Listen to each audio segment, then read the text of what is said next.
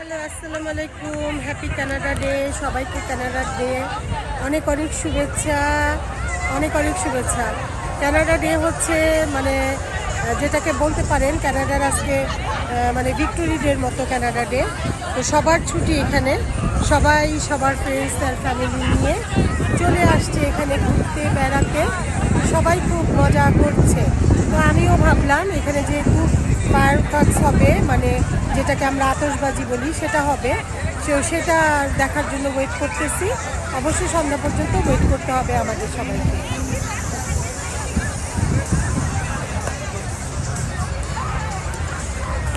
আচ্ছা, কানাডায় যারা যারা থাকেন, আমি এখন কোথায় বেড়াতে আসছি, যারা যারা চিনবেন তারা তারা অবশ্যই কমেন্টে লিখবেন।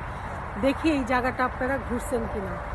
এটা মানে টরন্টোতে, এবং মানে খুবই সুন্দর একটা জায়গা, কিন্তু আমি বলবো না, আপনাদের বলতে হবে। এত সুন্দর ফুল এখানে, এত সুন্দর ফুল, ওয়াও, জাস্ট খুবই সুন্দর। কানাডায় কিন্তু প্রচুর পরিমাণে সিলেটি থাকে। তো সিলেটিদের একটা জিনিস আমার ভালো লাগে, ওরা যেখানেই থাকুক না কেন তাদের আঞ্চলিক ভাষায় সবসময় কথা বলতে পছন্দ করে। তো আমি ভাবলাম যে আমি আমার আঞ্চলিক ভাষা বলবো, অবশ্যই আপনারা বলে দিতে পারবেন। যদিও আমি এত ভালো পারি না, তাহলে আপনাদেরকে কমেন্টে জানাতে হবে যে আপনারা টের পাইছেন কিনা যে আমি কোন এলাকার মানুষ। তো আমি একটু বলি, সেটা হচ্ছে এই যে ফল গাছটা দেখতেছুন না, এই ফল এটার মধ্যে খুব সুন্দর সুক্কামিটা একটা ফল হয়। তে খাইতে বলে মজাই। এতে এই ফলটা আজকে আমি পাইরা আচার বানায়াম। আচার বানাইলে পরে কি দুন স্বাদ হইতেছে এই দিয়েও আপনার ঘরে জানায়াম। তো আপনারা অন্তত পক্ষে মানে এই ফলটা সম্পর্কে আমি তেমন কিছু বলতে পারবো না। এটা হচ্ছে একটা পাম গাছ, হইতেছে বড়ইয়ের মতো। যেতুন বড়ই হয়, মানে এই দুন বড়ই হওয়া হয় এটার মধ্যে মেলা বড়ইয়ের মতো ফল। তো এই দিদি বলে আচার বানান যায়, এই দিদি আমি আচার বানায়াম। আচার বানায়া পরে আপনার ঘরে কুয়াম যে কি এটি কীরম লাগে, কীরম স্বাদ, এটি জানায়াম আপনারে। তো আমরা আঞ্চলিক ভাষায় বলতে সমস্যা কী, কিন্তু অত ভালো পারি না। তারপরে আপনারা কমেন্টে জানায়েন তো বুঝছেন কিনা আমি কোন জায়গার।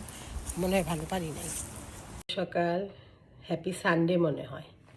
সানডেতে তো সবার অনেকের ছুটি থাকে, আবার ঘরের দুনিয়ার কাজও থাকে। কারণ ঘরের কাজ, রান্নাগুলা সব কিছু আগায় নিতে হয়, সেটা ব্যাচেলার লাইফেই হোক আর ইয়েতে। তো অনেকে আমার দাঁতের কথা বলছে, যে দাঁত স্বাভাবিক আমার কালো দাঁত, এর কারণ আছে। আমি কিন্তু প্রচুর পানখোর, মানে যেটাকে বলবেন একদম পানখোর। এই যে কালকে দেখেন, কালকে না কবে আনলাম পানগুলা, এই যে ড্যানফোর্ড থেকে পান নিয়ে আসছি। তো পানের পিছনে আমি একটা কথা বলি, পান খাওয়া, আমি বহু বছর যাবৎ পান খাই, এবং আমাকে বলতে পারে না যে আমি একদম পান খোর, সোজা কথা, মানে খোর। এবং এই অভ্যাসটা হয়েছে, এটা আমার শাশুড়ি আমাকে করাইছেন। এবং আমার শাশুড়ি সম্পর্কে আমি দুইটা লাইন আপনাদেরকে বলতে চাই। উনি আমার, আমি জানি না সবার শাশুড়ি ইনশাল্লাহ ভালো হয়তো, আমি আমার শাশুড়ির মতো ভালো মানুষ আমি কখনো দেখি নাই। উনি এত মাটির একজন মানুষ, এমন মানে মাটির মানুষ ছিলেন। তো আমি যখন নতুন বউ ছিলাম, তখন আমি যখন শাড়ি টাড়ি পরতাম, তার পান ছেঁচে দিতাম। উনি 105 বছর বয়সে মারা গেছেন। হ্যাঁ, এবং উনি মারা যাওয়ার আগ পর্যন্ত আল্লাহ রহমতে ওনার কোনো কাজ করতে দেন। উনি এত নামাজি এবং এত কোরআন শরীফ পড়তেন, ওই বয়সেও সে চশমা ছাড়া পড়তেন, এবং আমি অবাক হয়ে যেতাম। আমরা এখনই চশমা ছাড়া চোখে কিছু দেখি না। তো ওনাকে পান ছেঁচে দিতাম, তখন আমি নতুন বউ ছিলাম, তখন আমিও ওনার সাথে পান ছেঁচাটা খেতাম। আর আমাকে দেখে বলতো কি, বউ মানুষ একটু পান খাবা, খুব সুন্দর লাগে, ভালো লাগবে। তো ওই যে পানের একটা অভ্যাস হয়েছে, বিশ্বাস করেন আমি আজ পর্যন্ত আমি আমার পানের অভ্যাস বাদ দিতে পারি নাই, বাদ দিতে চাইও না। আমার শাশুড়ি আমাকে বলছে, বলে কি দাঁত শক্ত থাকবে খাবা, মানে আগের দিনের চিন্তা ভাবনা যেটা, আগের দিনে মানুষ যেভাবে বলতো। তিনি একজন অসম্ভব ভালো মানুষ ছিলেন, এবং আমার শ্বশুরবাড়ির সবাই খুব ভালো, আলহামদুলিল্লাহ, আল্লাহর কাছে লাখ কোটি শুক্রিয়া।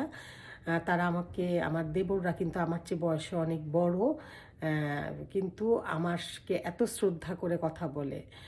এই এফোর্টটা যেমন আমার শ্বশুরবাড়ি আমাকে যেরকম দিছে আমাকেও কিন্তু সেরকমই দিতে হয়েছে, কারণ স্বাভাবিক কেউ ভালোবাসা দিলে সেই ভালোবাসাটা তো অবশ্যই তাকে রিটার্ন দিতে হবে।